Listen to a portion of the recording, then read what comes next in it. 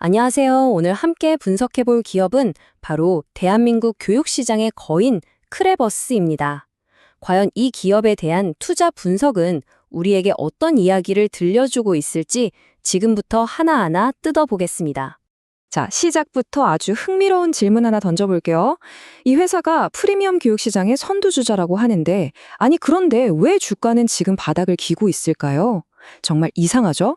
오늘 이 시간을 통해 바로 이 모순적인 상황 속에 과연 어떤 기회가 숨어 있고 또 어떤 위험이 도사리고 있는지 한번 제대로 파헤쳐 보겠습니다.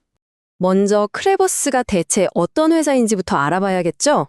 간단히 말해서 영어 교육의 최강자였던 총담 러닝하고 이 사고력 수학 분야의 절대 강자 CMS 에듀가 합쳐진 교육계의 어벤져스 같은 회사입니다. 단순히 영어, 수학만 가르치는 게 아니라 코딩까지 포함해서 완전히 새로운 융합교육 플랫폼을 만들겠다는 큰 그림을 그리고 있는 곳이죠. 매출 구조를 한번 뜯어볼까요? 보시면 역시나 학원 수강료가 62%로 가장 크긴 합니다. 이건 뭐 당연하죠. 근데 진짜 주목해야 할 부분은 바로 이거예요. 온라인 서비스랑 교재 판매를 합치니까 와, 이게 30%가 훌쩍 넘어요. 이게 뭘 의미하냐면요. 그냥 학원 장사만 하는 게 아니라는 거죠. 탄탄한 오프라인 브랜드를 발판 삼아서 디지털 컨텐츠 사업으로까지 영토를 아주 성공적으로 넓히고 있다는 증거거든요. 그러니까 안정적인 캐시카우로 미래 먹거리에 확실하게 투자하고 있다는 아주 똑똑한 신호라고 볼 수 있겠습니다.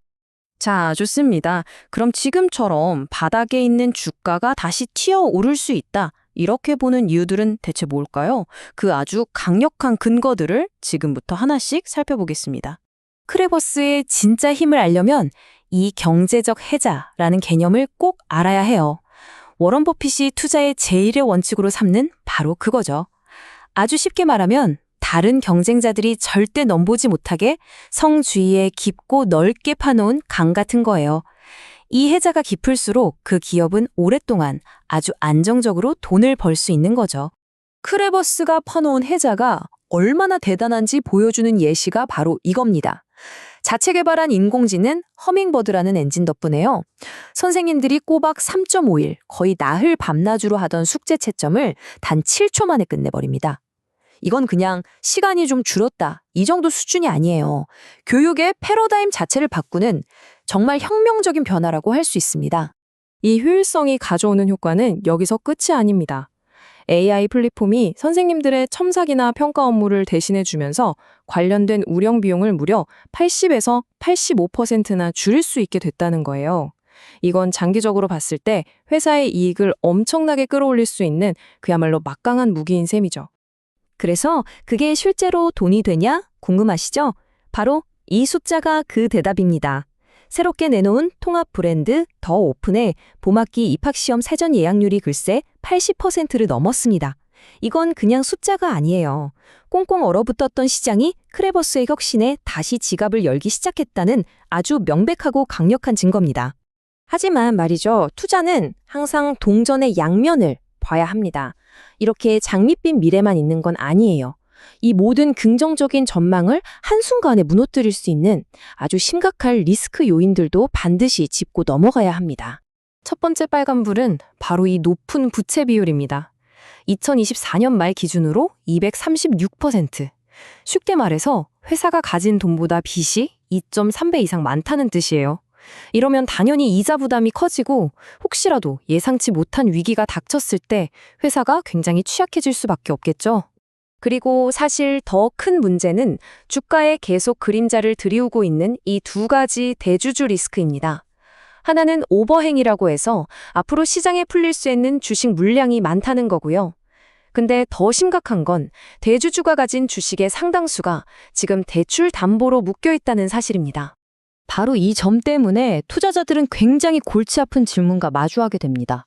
만약에 주가가 여기서 더 떨어지면 어떻게 될까? 만약 그렇게 되면요, 담보 가치가 부족해지면서 마진콜, 그러니까 반대 매매가 터질 수 있어요. 이건 대주주 의사랑은 아무 상관없이 담보로 잡힌 주식이 시장에 그냥 폭포수처럼 쏟아져 나온다는 뜻이고, 그 순간 주가 폭락의 방아쇠가 될 수 있는 아주 위험한 시나리오입니다.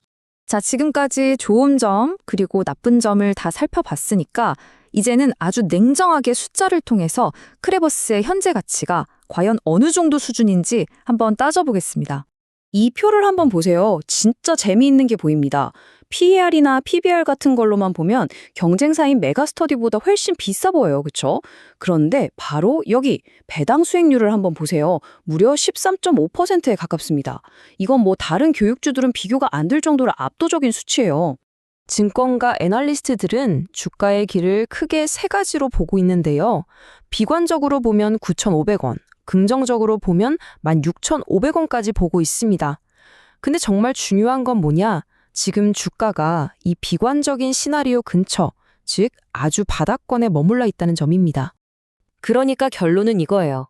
23.5%라는 숫자, 정말 어마어마하죠? 이게 지금 크레버스 투자에서 가장 강력한 안전벨트 역할을 해주고 있다는 겁니다.